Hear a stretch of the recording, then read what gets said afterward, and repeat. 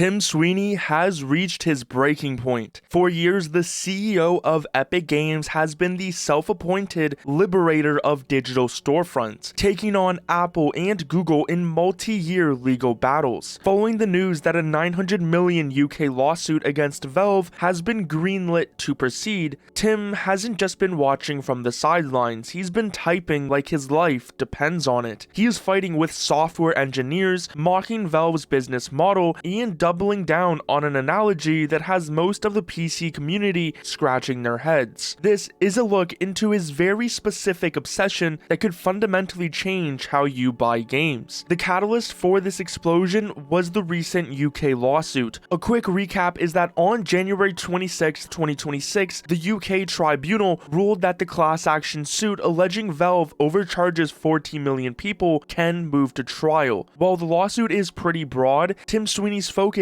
is laser thin. He is obsessed with anti-steering. Steam's rules do explicitly prohibit games from steering players to competing purchase methods, forcing everyone to pay 30% to Valve. Apple and Google did the same until the court explicitly found this practice to be unlawful. Now they don't. Tim is trying to frame Valve as the last illegal holdout. He is focusing on the microtransaction loophole. On PC, Valve can't stop you from installing the Epic Game Store, so his monopoly argument is weak. His new angle is that once you are inside a game you bought on Steam, Valve shouldn't be allowed to stop the developer from showing their own payment website. He calls the 30% cut a junk fee, but as we're about to see, calling it a junk fee is a massive insult to the infrastructure gamers use every single day. Now, this is the most disingenuous part of Tim's recent crash out. He claims the cost to Valve for these transactions is only 3%. He argues that the other 27% is pure profit that Valve steals from developers. But this logic falls apart the moment you look at his own storefront. If it only costs 3 or even 6% to run a high-level digital platform like Steam with all these features, why is the Epic Game Store still missing so many features Steam has had for a decade? So just think about what that 30% actually funds. It funds the Steam Workshop, where millions of mods are hosted for free. It funds Steam Input, which makes almost any controller work with any game. It funds Proton, the wizardry that allows Windows games to run flawlessly on Linux and the Steam Deck. We also have Fex for ARM hardware, plus many other features on Steam and open source software that Valve continually funds. So if the cost of these services is truly as negligible as Tim claims, Epic's 12% revenue share should have been more than enough to build a superior product by now. Instead, the Epic Game Store still feels like a bare bones launcher. So by claiming the cost is only 3%, Tim is essentially admitting that he views a storefront as nothing more than a checkout counter. He is ignoring the billions of dollars in R&D that Valve pours back into PC gaming infrastructure. It's even more ironic when you realize that for years, the Epic Game Store was not profitable. During the Epic vs. Apple trial, it was revealed that Epic expected to lose hundreds of millions of dollars building the store.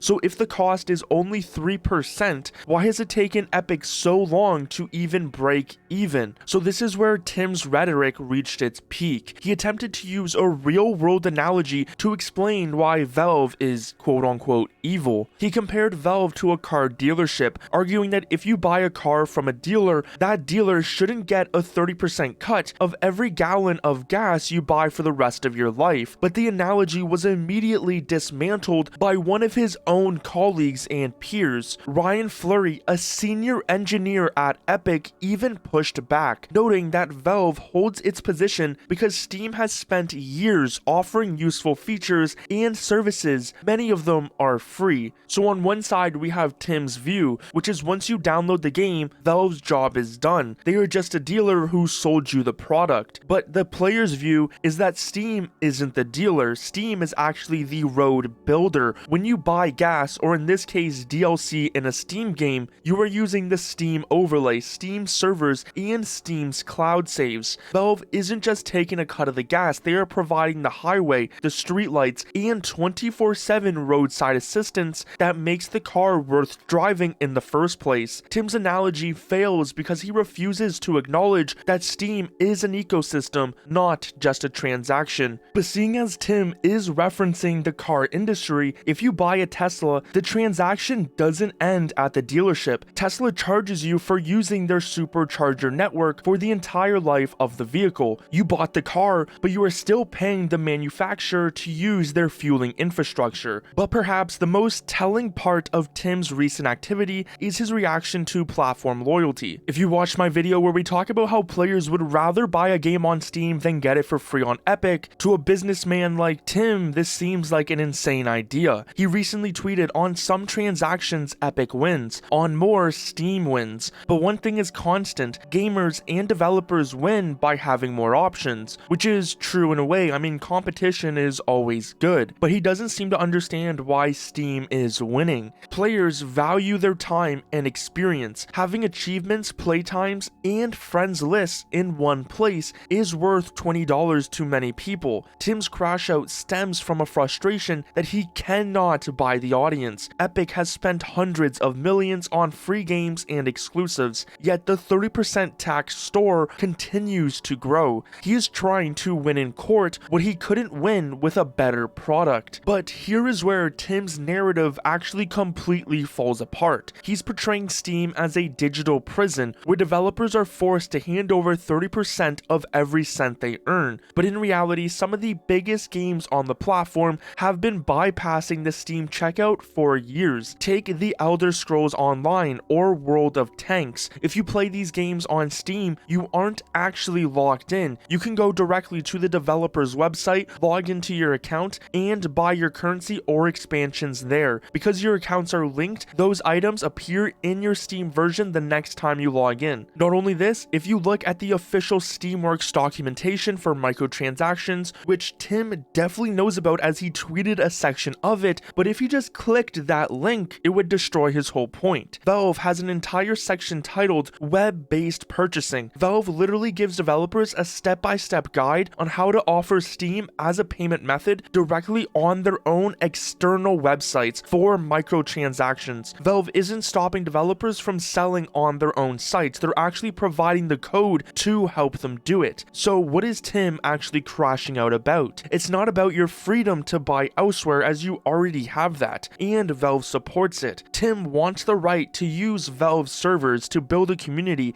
and host game files while being allowed to actively steer those players away from Valve's checkout at the exact moment they want to buy something. He's fighting for the right to use Steam's massive infrastructure as a free billboard for himself. He wants the 30% level of service, but he only wants to pay a 3% fee. And let's not even get started on Steam keys, as Valve lets developers generate thousands of keys for free to sell them on stores like Fanatical or Humble for a 0% commission to Valve, and Valve still pays for the bandwidth to host those game files. And this isn't just for games, that also works for DLCs also. You'll often see Tim speaking on behalf of all developers, but the replies to his recent posts shows a different story. Many indie developers have pointed out that they want to pay the 30% because Valve handles the boring stuff. So you might be wondering, is Tim Sweeney right? And in a vacuum, yes, the 30% is a pretty high number in 2026, but we don't live in a vacuum, we live in an ecosystem. Tim's recent behaviors suggest he knows the Epic Game Store cannot beat Steam on features or user preference. His only path to victory is a legal one, forcing Valve to open up the in-game storefront so Epic can bypass the fees while still using Valve's bandwidth. For example, if he would try to put Fortnite on Steam, he would make sure all microtransactions are done through Epic so Valve doesn't take a single cut. If the UK lawsuit or Tim's constant lobbying succeeds, the Steam you know will change. You might see some of Steam's features lose support, but for now, the community's response to Tim's crash out is clear. We aren't being held hostage by Valve, they're staying because the car dealer actually built a really nice place to drive. If you want to stay updated on every Tim Sweeney rant about Steam, don't forget to subscribe.